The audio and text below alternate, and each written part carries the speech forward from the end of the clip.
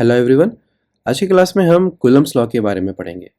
हमने previous class में देखा था कि एक इलेक्ट्रॉन दूसरे प्रोटॉन के ऊपर अट्रैक्टिव फोर्स लगाता है, वहीं पर ही इलेक्ट्रॉन इलेक्ट्रॉन प्रोटॉन प्रोटॉन एक दूसरे के ऊपर रिपल्सिव फोर्स लगाते हैं।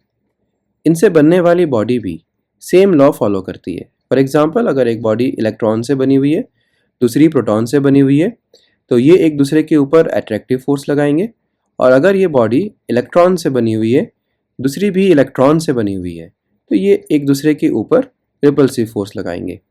तो चाहे वो एलिमेंट्री चार्जेस हो या कोई भी बॉडी हो जिनमें Q1 और Q2 चार्जेस हैं, वो सेम रूल फॉलो करते हैं। इसी अट्रैक्टिव और रिपल्सिव फोर्स को हम इलेक्ट्रोस्टैटिक फोर्स या फिर कूलम्ब फोर्स बोलते हैं, और इसको हम कूलम्ब लॉ से फाइंड करते हैं। कूलम्ब लॉ ये बोलता है कि अगर हमारे पास कोई भी दो चार्जेस है, सपोज करो Q1 and Q2 at a distance of r, तो इनके बीच में जो अट्रैक्टिव और रिपल्सिव फोर्स जनरेट होगी वो इन दोनों के मैग्नीट्यूड के प्रोडक्ट के बराबर होगी, और ये इनके डिस्टेंस के स्क्वायर के इन्वर्स होगी। अगर हम इन दोनों को कंबाइन कर दें तो हमारा जो ये फॉर्मूला बनेगा, F is directly proportional to Q1 का मैग्नीट्यूड Q2 का मैग्नीट्यूड का product divided by r square, उनके डिस्टेंस। अगर हम ये डायरेक्टली प्रोपोर्शनल हटाते हैं तो यहाँ पर हम 1/4 पाई परमिटिविटी कांस्टेंट लिखेंगे। फॉर्मूला हमारा वही रहेगा, Q1 Q2 divided by distance का स्क्वायर। अगर हम इस कांस्टेंट को देखें तो सारी की सारी वैल्यू प्री डिफाइंड है। 1/4 पाई की वैल्यू 22/7।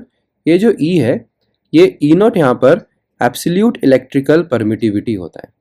इसकी जो वैल्यू है वो 8.85 into 10⁻⁻12 coulomb square newton inverse metre inverse square होती है। और अगर हम इन सबको एक ही बारी में सॉल्व कर लें तो हमें एक वैल्यू मिलेगी 9 into 10⁹ newton metre square coulomb inverse square. और इस वैल्यू को हम डिनोट करते हैं K से, जो कि होता है इलेक्ट्रोस्टैटिक फोर्स कांस्टेंट। अगर हम इस कूलम्ब्स लॉ के फॉर्मूले को फाइनली लिखें तो F is equal to 9 multiply 10⁹ magnitude of Q1 magnitude of Q2 divided by distance का स्क्वायर। और अगर हम ये वैल्यू ना लिखना चाहें तो इसकी जगह पे हम K भी लिख सकते हैं। F is equal to K Q1 का मैग्नीट्यूड Q2 का magnitude divided by r square. यहाँ पर ये हमारा कूलम्ब्स लॉ है।